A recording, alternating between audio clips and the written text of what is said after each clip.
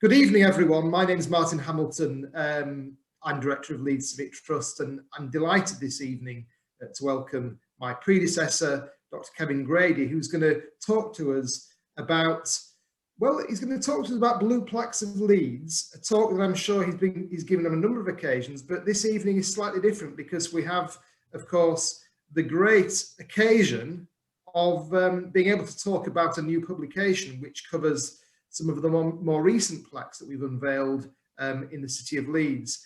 It's a really, really nice occasion to be able to talk to people about these blue plaques. Of course, it's a scheme that the Trust holds dear, and I know many people in the city hold dear. Just to say, the way this will work is that Kevin will talk for a period of time with slides, and then once Kevin's talk is finished, we will then try and take questions and comments. Please feel free during the course of the talk to chip in using the comment function, which you'll find at the bottom of the screen. But as I say, we will take all of those comments and questions at the end of the session once Kevin is finished talking. So that's how we will proceed. So without further ado, I'd like to hand over to Kevin Grady, who has got, I am sure, an exciting talk lined up for us. Thank you, Kevin. Thank you. Well, it's very nice. We're up to 116 now, Martin, so it's still rising. What I'm going to do, ladies and gentlemen, it's a great pleasure to be talking to you again, and I'm going to, with any luck, share my screen with you. And there we are.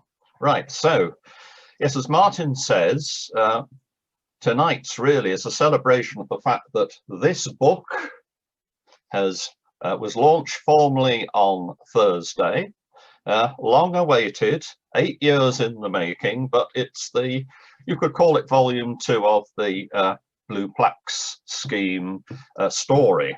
So Leeds Civic Trust first launched its Blue Plaques scheme in November 1987.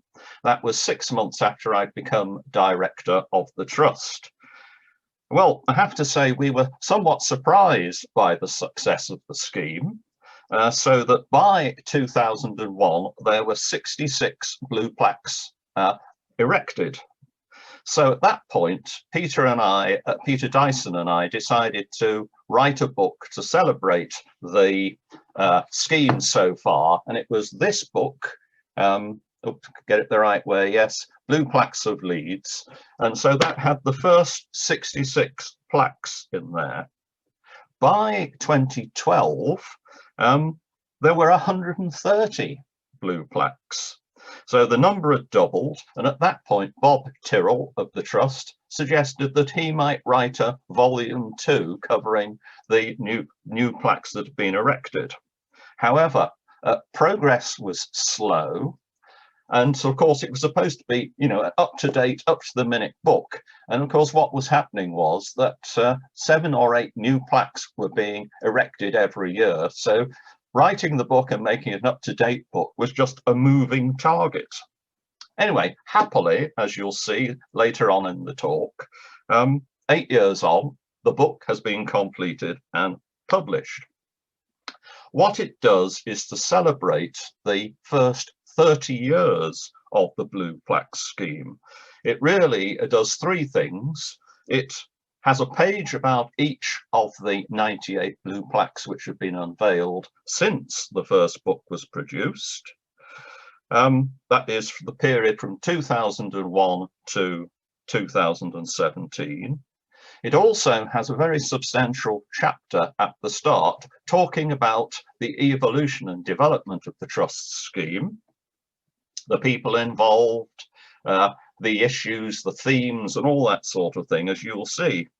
And finally, with a bit of extra energy, Bob and I decided that really this book should be up to date. So though we now got 180 blue plaques, so not all of them are in the book, but there is a list at the end which has every plaque erected since the beginning of the scheme, but also right up to the present day. So that's the plaque for a colliery manager, which was unveiled, I think, in May of this year. So it is up to date. I'll say more about specifics of the book a bit later, but really this talk is divided into two parts. One is looking at the development of the scheme over the 30-year period. And then the second part, well, brief part, looks at the book in particular, because I know you'll be desperately wondering what you can buy for your friends and relatives and yourself for Christmas. And I have to say, this book is ideal, even though I say it myself. So how has the Trust's Blue Plaques scheme evolved since 1987? Well, there we are. There is the first book, which includes 66 blue plaques. And as Martin would say, we've got about 200 left. So were you thinking about a Christmas present? Well, you could buy this for a very modest price and put it with the new book, which of course is this one. And there it is, 98 blue plaques erected between 2001 and 2017. So how did the scheme begin?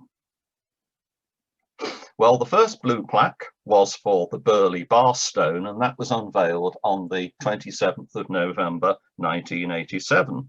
It went on the Leeds and Holbeck Building Society headquarters on the Hedgerow, and it celebrated two things really. One was that this was where the stone used to stand, marking the boundary, or one of the boundaries of the medieval town of Leeds. The other thing was that it has, the bar stone had been removed from the wall, but it still, and even today, stands in the vestibule of what is now the Leeds Building Society headquarters. So it celebrated both and marked a boundary, a critical boundary, but also an artifact.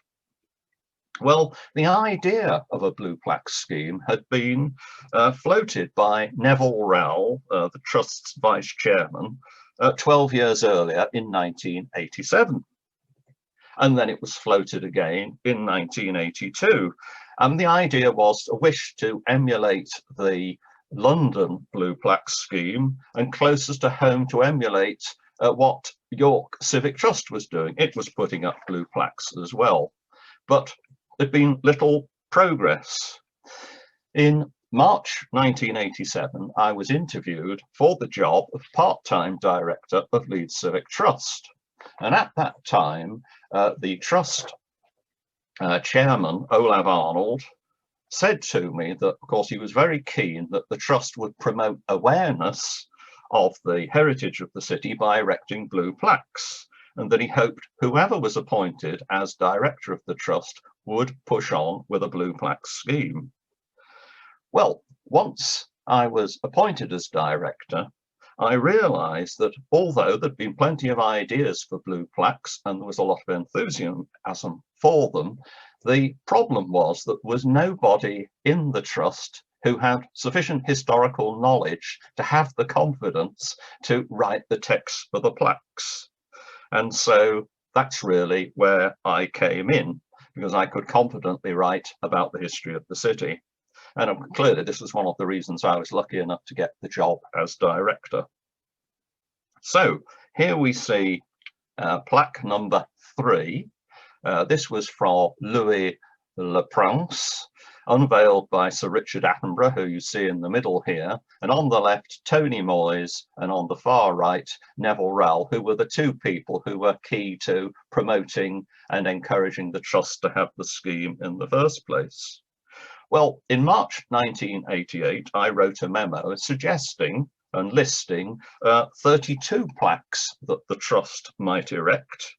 And then a couple of months later, I followed that up by writing 15 texts for plaques. Now, I note in my memo of the time to Trust Council in 1989, I thought that we should initially aim to put 18 plaques up.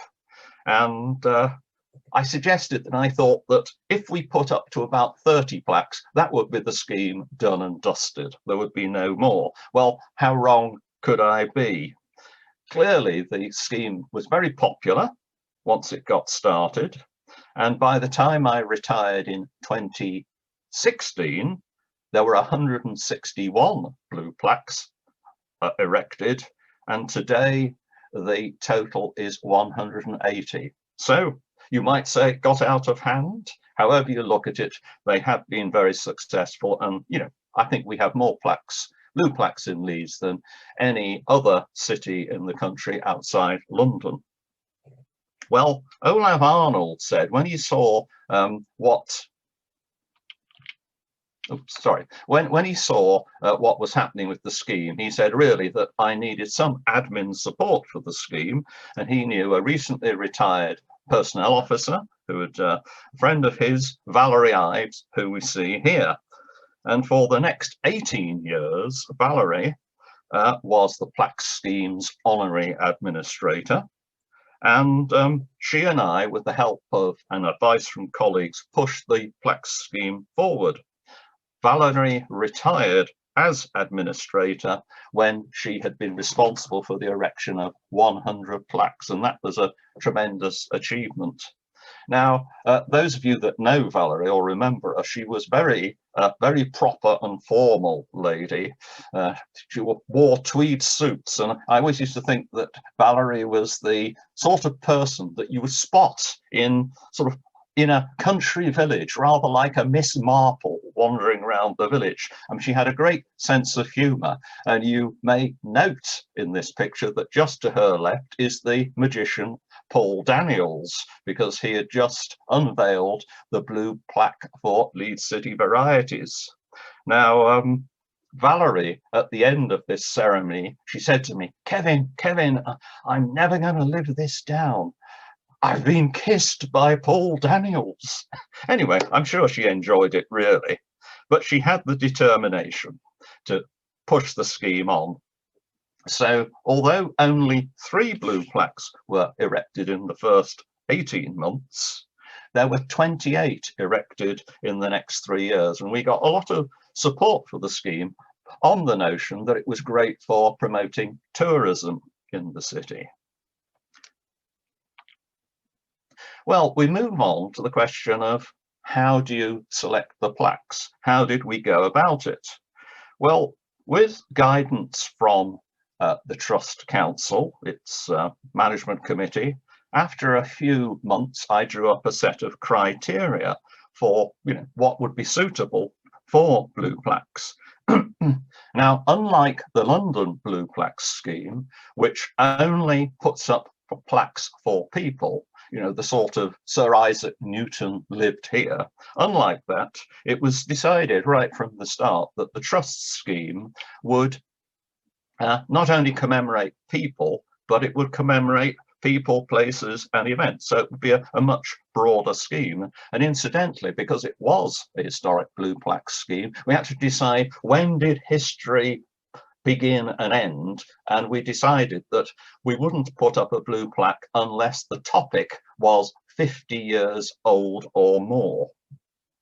So the first criterion that we used was to say that the event, person, institution or building commemorated must be of very special importance in the history, heritage or shaping of Leeds. Now, the question is, how do you measure very special importance? It is a tricky one, but it was clear that we needed to set a high standard. Well, with respect to the selection of people for plaques, here are a few examples. John Harrison, the 17th century wealthy Leeds merchant who was in effect first alderman of the Leeds Corporation. And of course, we remember him today particularly for financing a number of charities and for financing the erection of St. John's Church, New Briggate. Here is another one, except for there are only 4 topics or subjects for plaques that I'll refer to today that are not included in the new book. Harrison is one of them. But here we have Sir Clifford Albert, the physician of the Leeds General Infirmary. Well, as the plaque says, he was famous for inventing the short-stemmed clinical thermometer. He wrote the system of medicine, the doctor's Bible. And importantly, from our point of view, and most interestingly, it was said he was so respected, it was said that nobody could die happy unless they'd had a consultation with Sir Clifford and he told them that there was nothing more that can be done. And then people like Sir John Barron, an amazing pioneer of the Leeds ready-made clothing industry. But two things today which he's especially remembered for. One is he created Boar Lane with the Boar Lane Improvement Scheme as we recognise it today. But also he was the man who temporarily bought Roundhay Park so it could be acquired by the council as the wonderful park we know it today. Other important figures here we have, the criteria was that people should have lived or worked in Leeds for a period of time sufficient for the city to have had a significant influence in forming their character or shaping their activities. So you didn't need to have been born in Leeds to get a plaque, but you'd had to have, you know, a significant involvement in the city. Now, here we have Leonora Cohen, a wonderful plaque, one of our plaques for women. And of course, she was the suffragette who smashed the case which housed the crown jewels in the Tower of London. And of course, she went to prison, but, you know, a really significant figure. Here's a slightly different one, J.R.R. Tolkien. Now, he wasn't born in Leeds, but in his case, he was an academic working at Leeds University for a period of 5 years. And in that 5 years, he was inventing Middle-earth. And he also did a famous translation of Sir Gawain and the Green Knight. But it's no doubt that, you know, those wonderful books, which I'm a great fan of, you know, The Lord of the Rings, etc., The Hobbit, were actually going through his head and he was working on them while he was in Leeds. I should say, by the way, that to qualify for a plaque, if you're got any aspirations to have a plaque, you've got to have been dead for 10 years. Now, of course, part of that was, you know, when people die, there's always a lot of emotion at the time, and people think, oh yes, we must celebrate them. And we had over the years quite a number of contacts saying, can we have a blue plaque? They were so and so, they died recently, and, you know, really good people. Well, we thought that you needed a bit of time to assess their achievement, and if 10 years later people still thought, you know, they did great things and were very worthy, then they might get a plaque.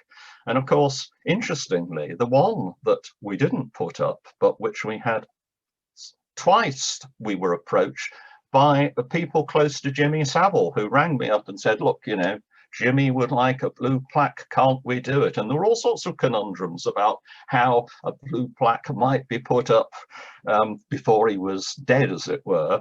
Happily for us, on each occasion, we rejected the request. And, you know, of course, when he died and then the truth came out, we were very relieved that the 10-year rule existed. Now, there are blue plaques for buildings, and again, lots of buildings. We were very keen that the architectural heritage and places of great significance in the city should be commemorated. So here we see Denison Hall, a home of a wealthy Leeds merchant. He inherited lots of money from his uncle, but the condition was he got the money provided he lived in Leeds. So he put up this very swanky house, which he didn't spend much time in because he really wanted to live in his country house and estate. So, but it is amazing building in Hanover Square.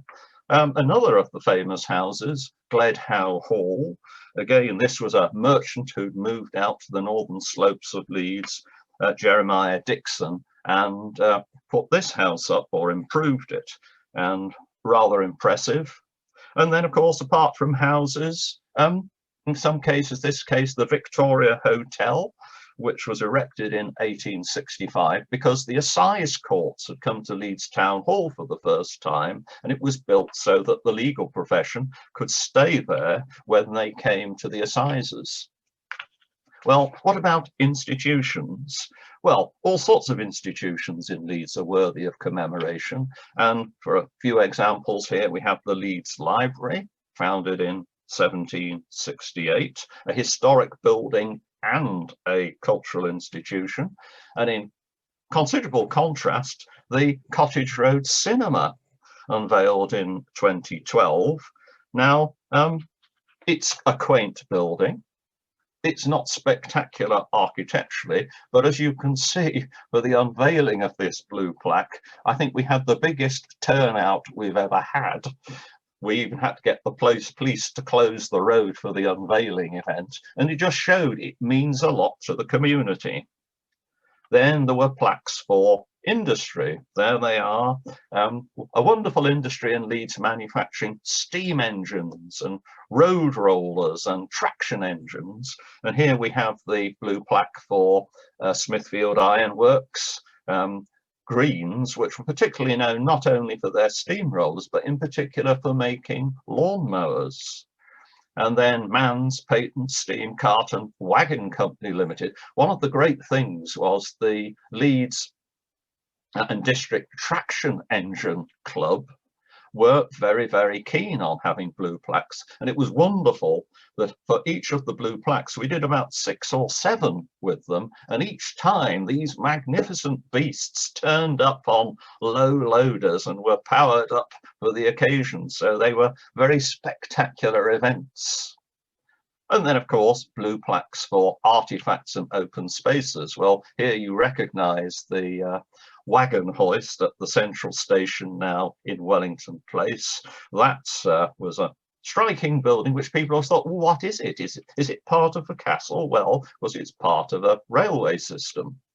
And then, you know, probably almost our first open space commemorated. And here is Leeds General Cemetery, which opened in the 1820s. And it was sponsored in this case by the chap on the left-hand side of this photograph there, David Kay, who was then Plaque Scheme Administrator. And you'd have to say that David had a vested interest because by chance he was an undertaker. Well then, the selection of plaques, the criteria for pre-1800 sites and events. Now, as people know, I've always had a strong notion that really you should only put up a plaque on a building that exists or a piece of fabric that relates to the subject of the plaque. However, I always thought that there were 4 really important early buildings that you couldn't reasonably expect to still be there, that there was a case for putting blue plaques to mark where they were. So, I mean, in this case, you see the Coloured Cloth Hall, a hugely important building built in the 1750s. The rotunda of the Cloth Hall, you see here, stands more or less where the Black Prince stands today in City Square, and Infirmary Street goes up the right-hand side. This was so immensely important, I thought we should indicate where it was. And here is an entirely different type of subject, the Leeds Methodist Pioneers plaque. Now, in this case, this commemorated the site of the first Methodist chapel in Leeds, built in the 1750s.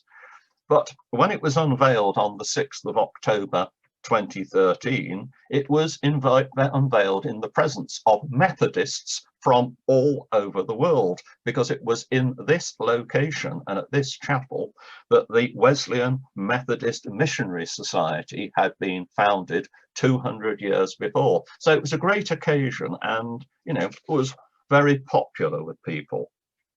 Well, the third criterion was that the scheme should be self-financing, and therefore there must be a sponsor or group of sponsors who would meet the cost of the plaques. And I think today the plaques cost £850, so they're quite expensive, but the trust does maintain them in perpetuity and they are rather well made. Well, who selected, who decided which plaques went up? Well, there was a plaques group, And the Plaques group would receive applications or come up with the proposals. Initially, that was me, Valerie Ives, Tony Moyes, and the plaque erector, Michael Pemberton. And then from 2003, I think, on the left-hand side, we see Bob Tyrrell, the co-author of the new book. And effectively, and there's David Kay on the right again there, but basically we assessed the things, evaluated them, then came up with the proposal to put to the Trust Council, and it was Trust Council who decided whether the plaques should go ahead. Three other key people involved. Well, on the left, John Crossan, who is currently the Plaques Scheme coordinator. On the right, Roger Garnett, who succeeded Michael Pemberton as plaque fixer or erector. And then, of course, the chairs of the trust were significant figures. So we have Linda Kitching in the middle of this view. Well, writing the texts of the plaques has always been rather difficult. What you've got to imagine, you do the research on these subjects, and then basically you've got between 38 and 43 words to summarize what's important about the subject commemorated. And so for 43 words, effectively you get 2 sentences. And we always used to say, well, the first sentence will give you the basic details, and then the second sentence must have the wow factor.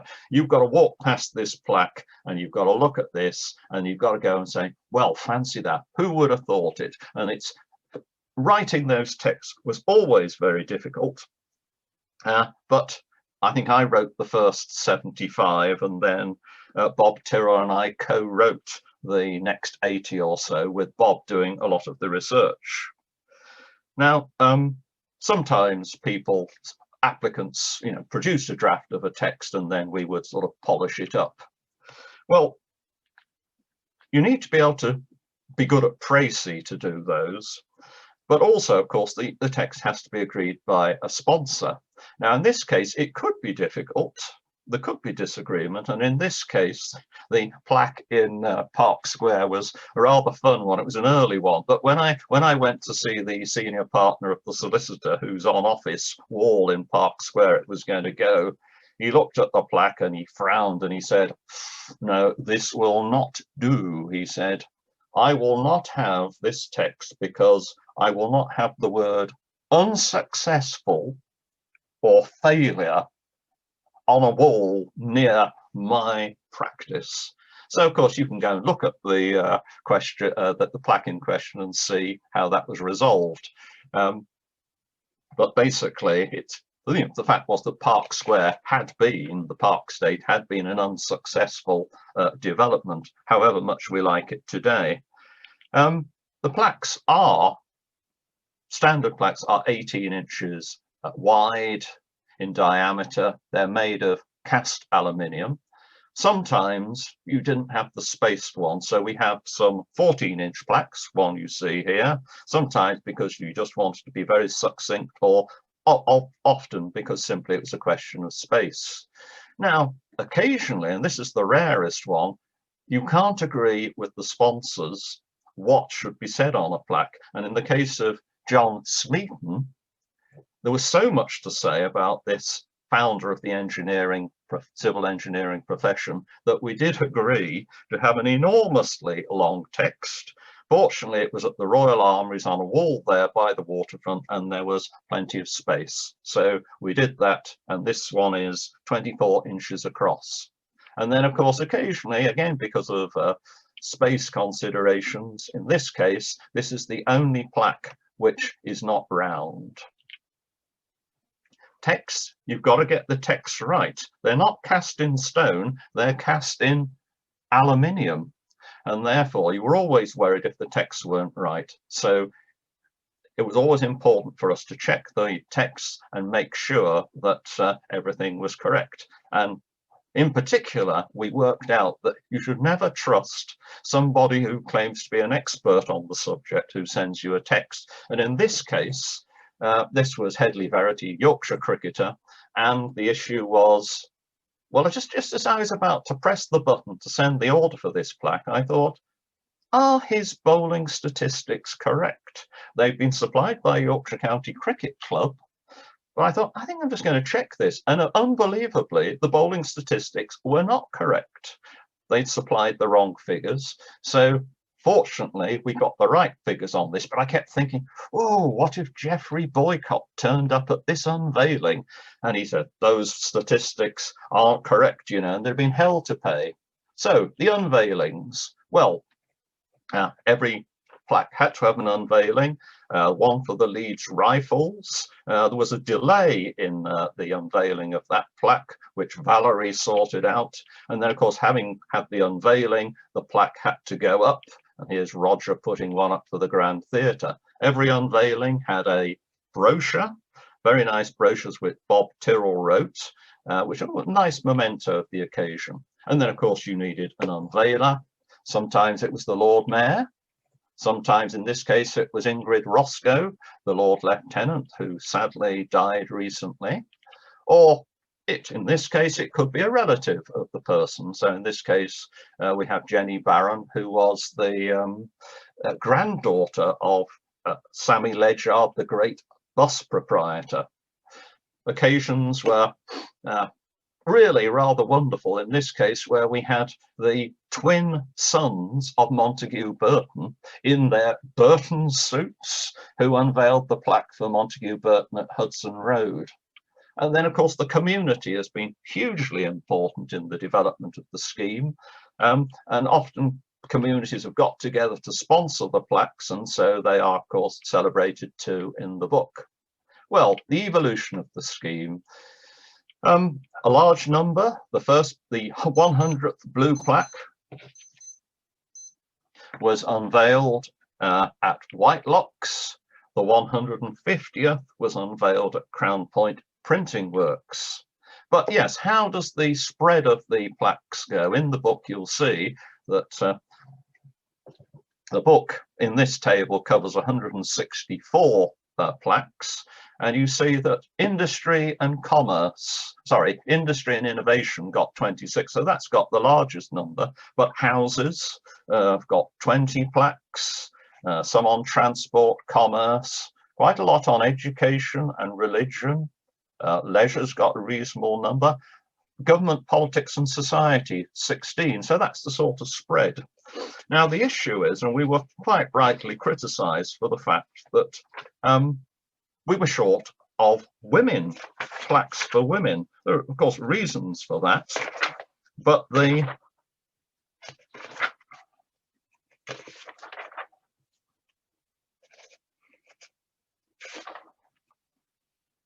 yes, one of the reasons for that, there are 90 individuals or families commemorated by plaques in the first 164. 40 were for men and 10 for women. And we realized that we were way behind on this. And so we've gradually tried to redress the balance. So Ellen Heaton was our first at 2002. And then gradually we added people to it, as you will see.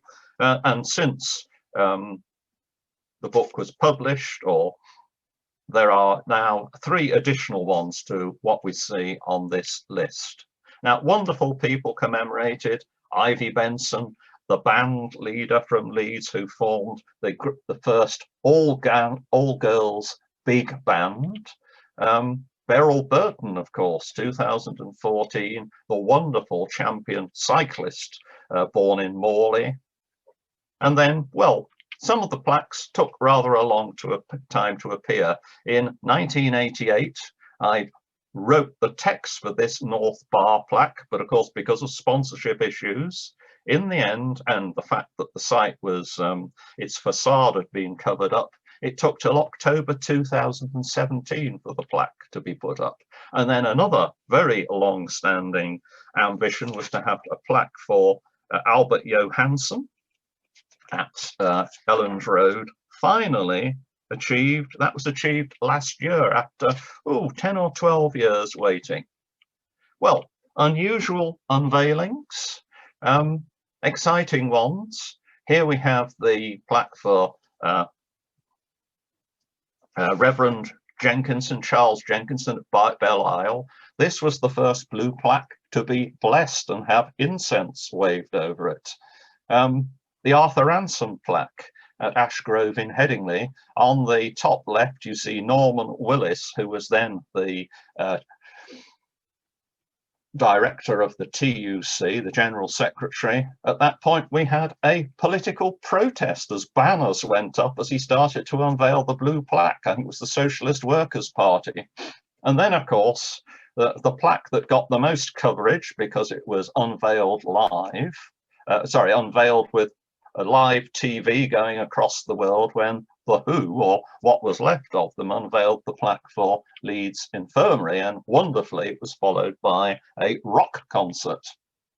And then the Crucible of Darts. Well, I must move on about that one, but that was very successful. So, can I say that one of the things about the blue plaques is because there are so many, you know, we as members of Leeds Civic Trust can get a bit blasé about these plaques.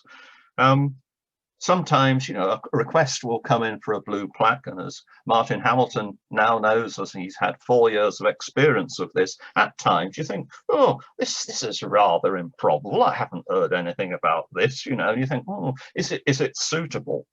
And but then when you start looking into it more, you realize that actually the subject is rather important. And I have to say that 3 plaques figure in my mind very prominently as ones at which, at the unveiling ceremonies, I really felt rather humble about, hey,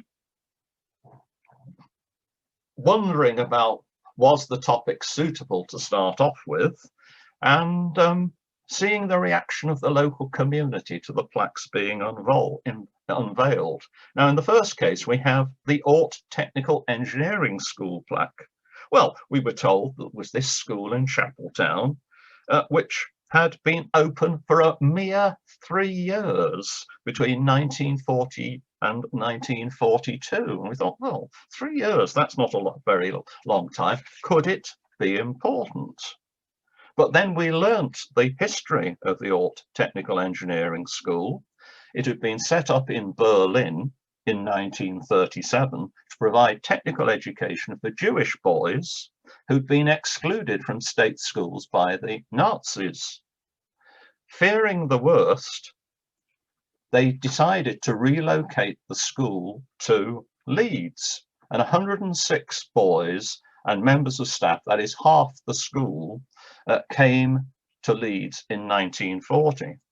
But sadly, the other half of the school went to the concentration camps and didn't survive. Now, meeting Sidney Sadler on the left-hand side here, he had been one of the boys who came to the school in Leeds, and hearing him and some other people reminisce about their time in Leeds in that period, it made you very, very proud that Leeds had been a safe haven for young Jewish boys during that period. And it was the Leeds Civic Trust blue plaque which was going to keep that memory alive. Now, secondly, another plaque, which again, you know, a bit contentious, the plaque for the new penny. Now, in this case, of course, it was to be celebrated as a safe haven and welcoming place for lesbian, gay, bisexual, and transgender people in Leeds. Now, when the plaque went up, there was an immense amount of enthusiasm. And during the speeches afterwards, a chap came forward and said, oh, can I say a few words? He was about 65 years old. And he talked very emotionally about the social and emotional difficulties he had growing up in Hunslet as a gay working class lad. And he commented how, you know, he'd stood across the road from this pub and dare he go in and that sort of thing. And that basically he was welcomed in there. And he said for the first time in his life, he felt normal and at ease with himself. So listening to him and witnessing the joy of the gay community at the unveiling, you could have absolutely no doubt this was the right thing for the trust to do. And finally, for the third of these blue plaques, Gertrude Paul. Well, again, Gertrude Paul was highly significant because she was the first black head teacher in Leeds. And when you saw the immense number of people from the black community who turned out for this unveiling, and on the left we see Heather Paul, Gertrude's daughter, and Brian Dean, the Leeds footballer, came to the unveiling and spoke and said, oh, you know, I mean, an enormous bloke, and he said, oh, Gertrude Paul put the fear of life into me when I was a young lad, even though she was about half my size. But you realise that this was a huge importance to the local community. And I think for the Blue Plaque scheme, it was an affirmation of the value that people place on our blue plaques. And also, it demonstrated that our blue plaques can place value and affirm the importance of every section of the community in Leeds. So, what's the book like? Well, here we are. The first blue plaque book had 66 blue plaques in it, and the second one has 92. Blue Plaques of Leeds, the next collection. Now, I should say here that, of course, Bob Tyrrell isn't here to speak as principal writer of the book in the first place, and then I've done a lot of work as editor and adding to it in a variety of ways. But I mean, Bob has been absolutely committed to the Trust's Blue Plaques scheme. He's put heart and soul into it over the years, both, you say, writing the texts with me, doing all the research for the later ones, and doing the brochures for the events. And of course, he's also accepted the responsibility for maintaining the blue plaques, because all of our blue plaques are protected for life, as it were. We guarantee that they will be maintained. Well, the book itself, it's, as I've done today, it celebrates people who've been involved in the creation of the scheme. It talks about, and we see some of the people here, it talks about the subjects that have been commemorated over the years, and then it moves into 12 sections. Each of the sections begins with this sort of blue page on the left-hand side, which introduces and ties together the plaques within the section, so that here we have the early history, the town bars are commemorated, and in this early section, some of the early buildings in the city, particularly the houses, Crookridge Hall and Wheatwood Hall, are in the book. They're celebrated there. The next section deals with industry and invention, and of course in Leeds there was a lot of that, both, you know, in the engineering industry, but also people like William Astbury, who was hugely important in research which helped with the discovery and analysis of DNA. Transport, again, lots of things in there about transport. The Olympia Works, where Robert Blackburn pioneered the aviation industry, and there we see the Central Station wagon hoist. The next section is about important and significant houses in the city, mansions effectively. So we have the Grange there at Beckett's Park, and of course the mansion at Roundhay Park. Every plaque gets a page. In education, quite a lot of topics there, and there we see Gertrude Paul again. Commerce, significant. The Corn Exchange is one of the plaques featured in the book, but Permanent House, the headquarters of the Leeds Permanent Building Society, and Hepper House, the auction house. And incidentally, at the bottom right, we see John Hepper, who was the first chairman of Leeds Civic Trust. Then we move into, and I always have to be careful with this section, health and welfare. Well, Sue Ryder, Lady Ryder of Warsaw, the Sue Ryder homes, the working hospitals, a tremendous person who was brought up on the northern edge of the city. And then, curiously, I mean, Bob did say to me, he said, well, Kevin, you know, this picture is the Fireman's Memorial at Leeds General Cemetery. And he said, do you think cemeteries go in a section on health. Well, they had to go somewhere, and you say, this is what happens when the doctors don't succeed. Religion, again, very interesting topics here. The House of Faith, the first synagogue, the first mosque in Leeds. It was also a synagogue, a house that was, went on for some time changing use, but as a place of worship of some sort. And then the new synagogue on Chapeltown Road, now the Northern School of Contemporary Dance.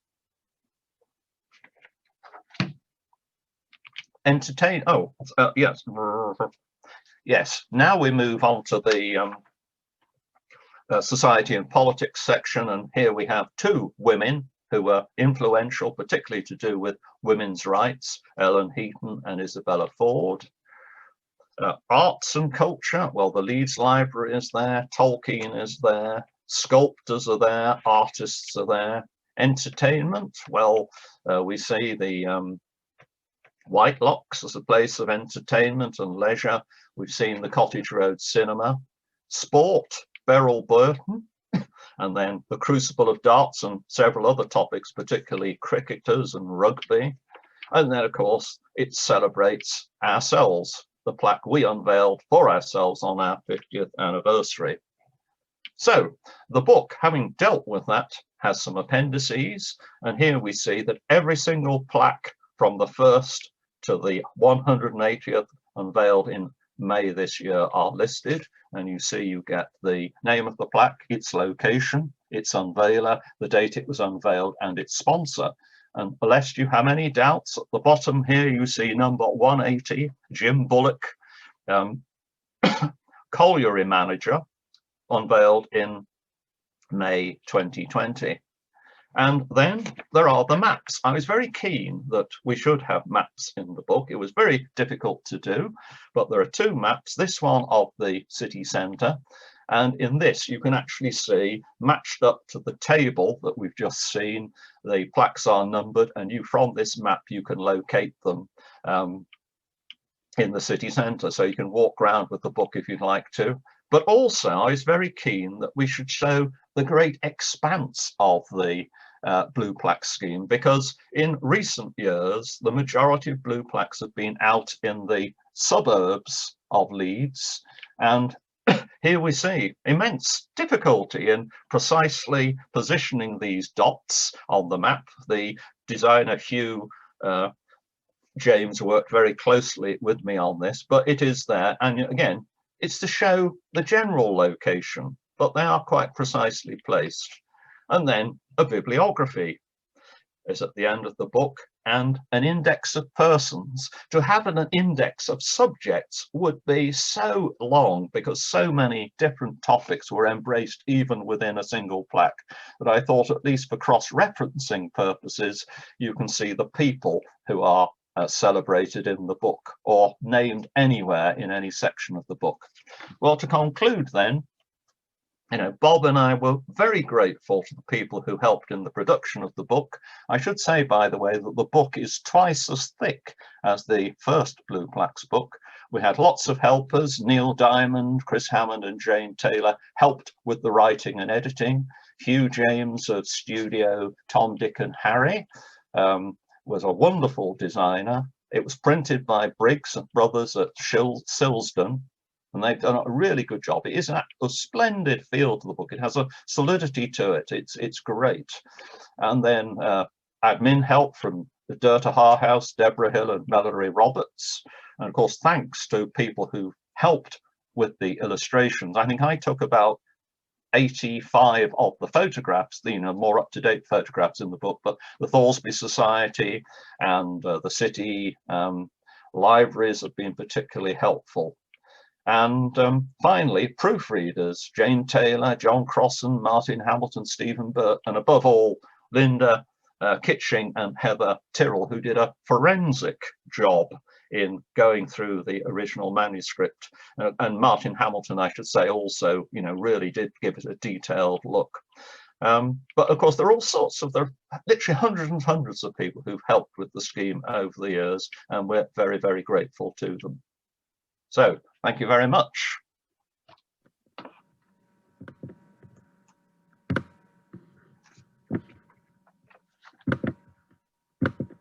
Martin's going to appear. Hello, Martin. I have. There you go. I assume there's still, it says there are 125 people still out there, so that's encouraging. Yes, it is, absolutely. Well, thank you for that, Kevin. I mean, that was a great tour of Blue Plaques of Leeds, but nearly all of them, bar a couple, feature in this. Well, they all feature in this book in one way or the other, in fact. But nearly all of them feature in detail. Yeah. And obviously, in a talk like this, you can only really scratch the surface of the fascinating stories behind these Blue Plaques. We've had a few questions in, and there's actually one that's just popped up now. Maybe I'll ask that one first. Do Blue Plaques need planning permission? Well, the answer is that very early on in the this scheme, I wondered about this question of whether they should have planning permission, and I thought, well, so I talked to the director of planning, and he said, Stan Kenyon, and he said, well, Kevin, these Blue Plaques, they really are rather good. You cite them discreetly, and who could really object to a Blue Plaque going on a building? He says, I will write you a letter. And so the trust has a letter from the director of planning saying that Leeds Civic Trust Blue Plaques do not require planning permission. And I trust, Martin, you've still got there somewhere in a file. In case I'm sure we have. But I know that's not necessarily the interpretation of every local authority. No. You know, so we're quite fortunate really in Leeds that we don't. Yes, and we are. And of course, the thing was the city council, I mean, eventually with something like the first, about 20 of the first 30 Blue Plaques were actually financed through a Leeds City Council tourism programme. So, you know, the council was absolutely on board with them. Kevin, another sort of technical question. Where are the plaques made? Well, they're made near Matlock, aren't they? Near Buxton. Is it called Dove Holes, where the foundry is, Martin? But yeah, basically, I mean, originally they were made in, I think it was Chipping Camden in Oxfordshire, I think, sort of Cotswolds, and then the firm in near Matlock Buxton took them over, and you know, they've done a tremendous job for us over the years. In fact, I can show you. This is a rubber template, and I think the process may have changed recently. Yes. So we now get these rubber. They send these rubber templates to us because they haven't got storage for them anymore. Oh, that's interesting. So we get these. So if you fancy doing, you know, putting some ink on them and using them and stamping them on paper, you could have an impression. It's interesting because when Valerie and I went down, I think the last time I went down, they still had wooden molds, and it was a bit like one of those, you know, little printing sets you had when you were kids, where they literally positioned the individual letters along a sort of a little horizontal line that they could press them into, and then they put them into the sand, and that was it. So yes, technology has moved on, I think, Martin. I think it probably has. Could I ask you, are there any people or places that should have had a plaque that for whatever reason didn't get one in your time? Well, I think, yes, I think that's certainly the case. I mean, again, it's a question, you have to get agreement from, you know, because of this business about having a connection between a building and the subject.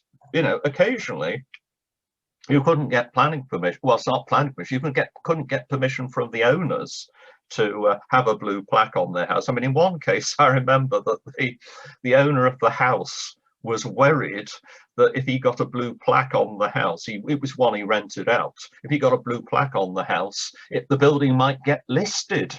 And if it got listed, then he would be, you know, he'd be expected to maintain it to much higher standards. I mean, that was one thing. And then, of course, you know, there were just some plaques, which initially, because the scheme is self-financing, we couldn't initially find a sponsor for, and that was for Edward Baines, the editor of the Leeds Mercury newspaper in the early 19th century, and a national figure because of issues of campaigning for reduced working hours for children in factories and things like that, Yorkshire slavery, that sort of thing. And I mean, his house still stands in King Street, almost opposite the Hotel Metropole, and that's just one we didn't get through. But I know that certainly in the office, I think we've got a list of, I think there were certainly about a dozen plaques where we had aspirations which we hoped over the years would be fulfilled. So yes, certainly, sometimes lack of permission from an owner, and well, you can't force people to have a blue plaque on their property if they don't want one. But you can't. We have had requests. We had a request in the last couple of years for an additional plaque. So we put the plaque up for Benjamin Gott. Oh yes. At Gott's Park on his house there. But we had an additional request for a further plaque on another house that he lived in, and we decided not to do that. We felt that one plaque was sufficient and was in the right place. I think as you'll see in the book, if you look in the index under John Barron, you'll see that John Barron and his family were associated with several different houses in Leeds, and you could probably they're probably still standing about 5 houses that John Barron lived in at one point or another. But yes, so it's a question of balance, isn't it, really? It is. Kevin, have we ever removed a plaque? Well, I mean, 2 have been pinched.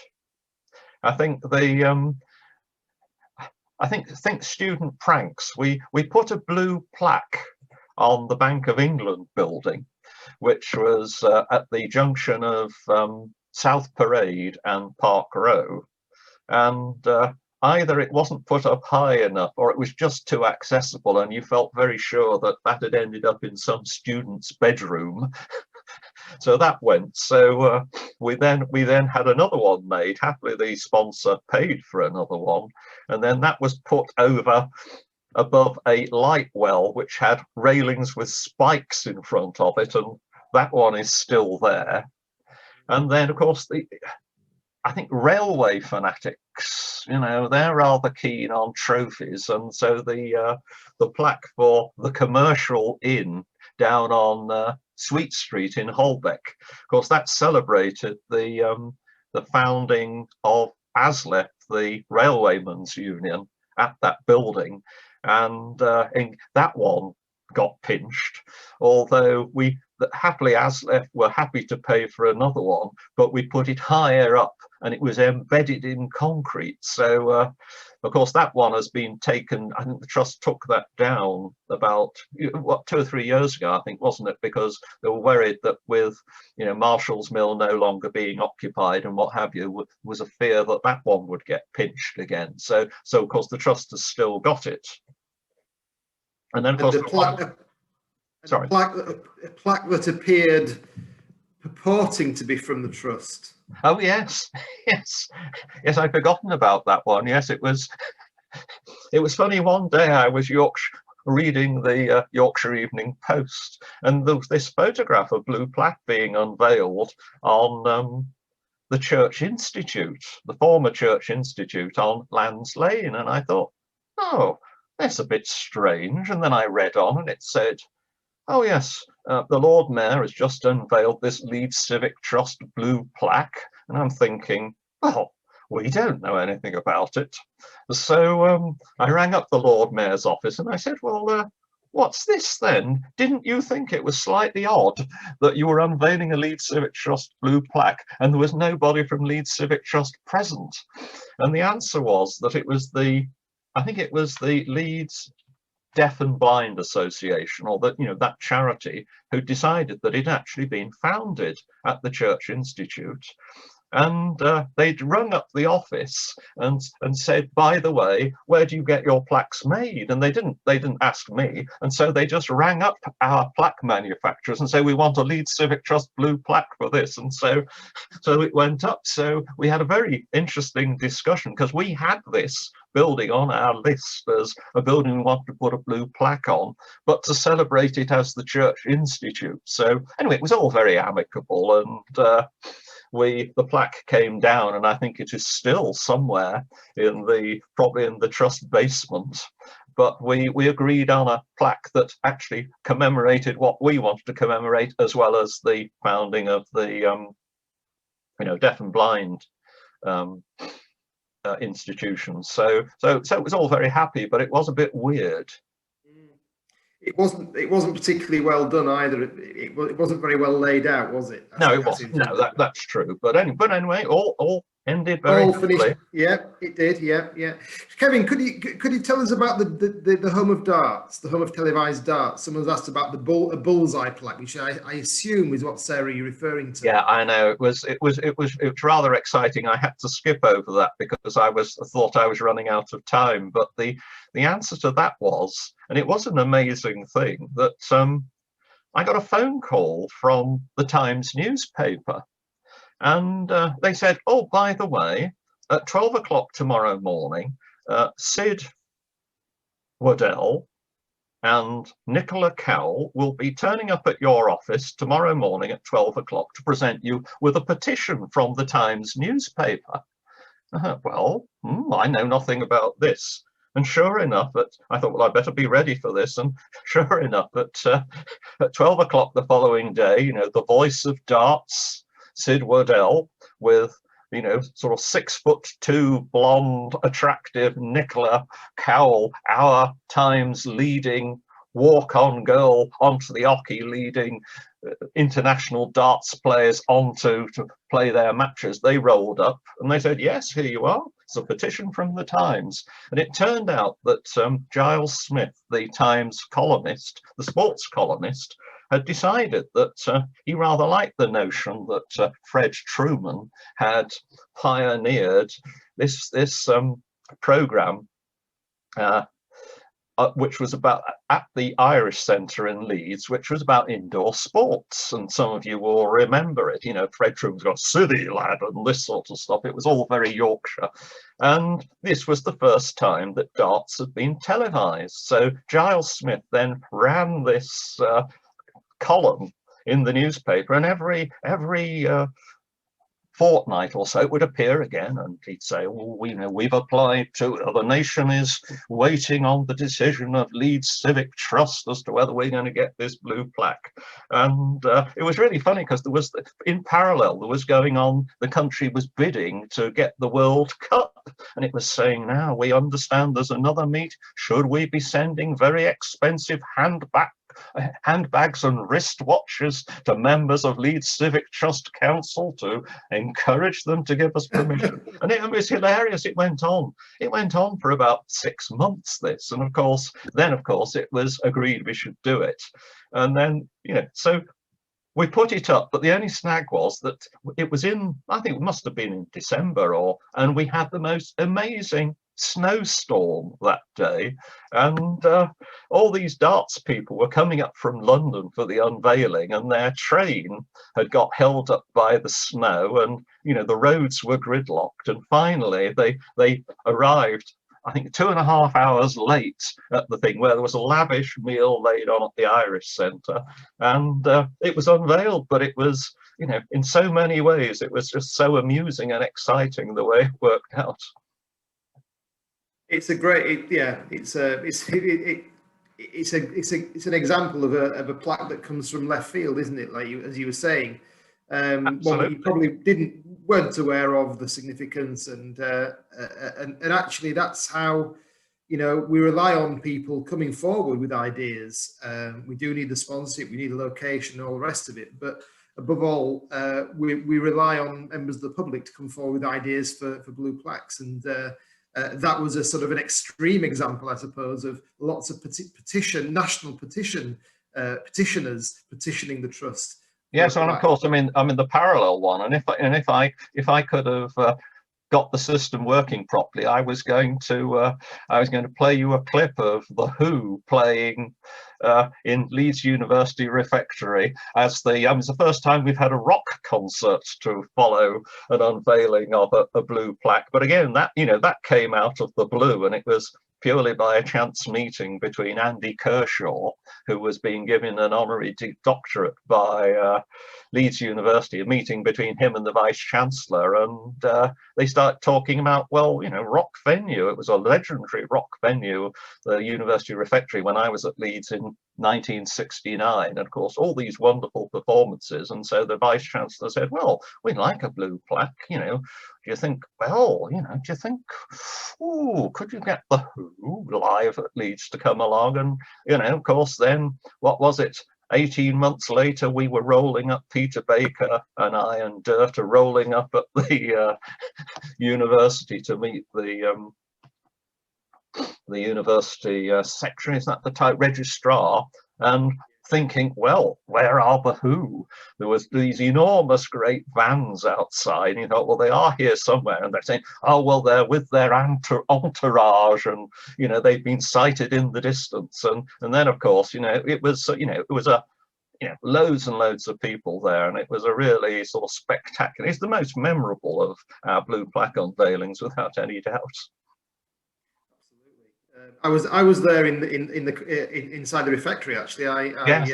Yes. So I enjoyed it. It was, I think one of them had to have a breather halfway through. I think I can't remember, one of them certainly had a breather halfway through. It was a bit much. They're knocking on a bit now. Of course, because we were sort of guests of honor in a way, we were offered the chance to stand right next to the stage, and you're thinking, oh, I don't know about this. So we stood about sort of 4 rows, 5 rows back.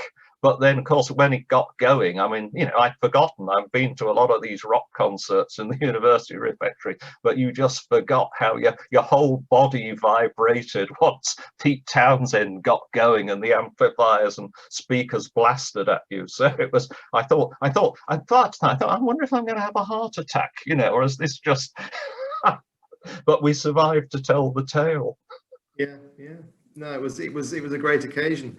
Kevin, we've passed the hour now, so I'm going to draw things to a close. There's one final question from Katie that I'll answer, if you like, because it's a slightly different question, which is about Black History Month. So, do we take part in Black History Month? Have we taken part in Black History Month?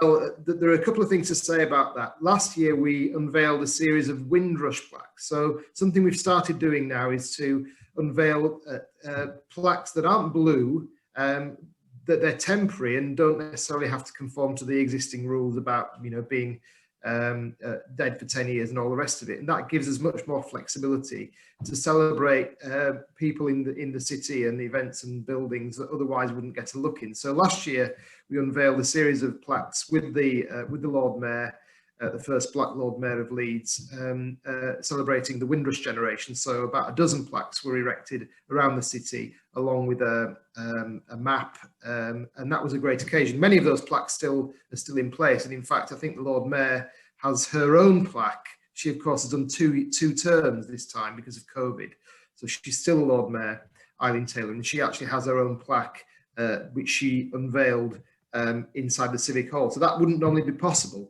for a person to unveil a plaque to themselves, but this particular scheme enables us to do that. So that was a great occasion. The other thing to say, at the moment, there is a bit of a hiatus with the Blue Plaque scheme for obvious reasons. We can't do big celebrations, we can't have big ceremonies. So aside from the plaque that we unveiled earlier in the year for Jim Bullock, we haven't unveiled any further plaques. However, there's a whole raft of plaques that are queuing up to be unveiled, and as soon as we're able to do that, we will restart. So probably in the new year. And amongst those, there are some important plaques that we want to unveil for people who, for Black people who campaign to abolish slavery, for example. So that's something that we'll be doing, we hope, in the new year. But watch this space. Finally, just a couple of notices. The all-important question, how much does the book cost? how can I obtain a copy? Well, the book is $14.99 plus postage. However, we are offering the volume 1, the original book, as well as volume 2, as a package for £20. So excellent, both of them are excellent reads. So both books for £20.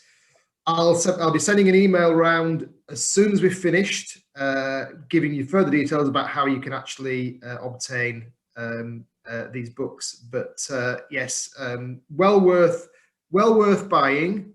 I'm sure you'll agree, having heard Kevin scratch the surface of what's included in volume 2.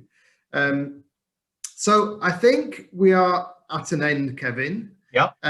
Just on behalf of the Trust, can I thank you for all your work in producing the book and telling us something about it this evening. Bob Tyrrell's not here this evening. I should also thank Bob in his absence for his hard work. And we will no doubt be hearing more about these blue plaques. We have a plan, ladies and gentlemen, to focus on particular themes and particular plaques in a series of events that we'll be running over the next 2 or 3 months. So do look out for those, because we'll be focusing on particular events and particular stories. But that's really it for now, Kevin. So it all remains for me to do is to say thank you very much. Thank you all of you for listening in and watching. And Very I hope much you so. enjoyed it, and have a very good evening. Jolly good. Yeah, thank you all for listening. Bye. Bye-bye.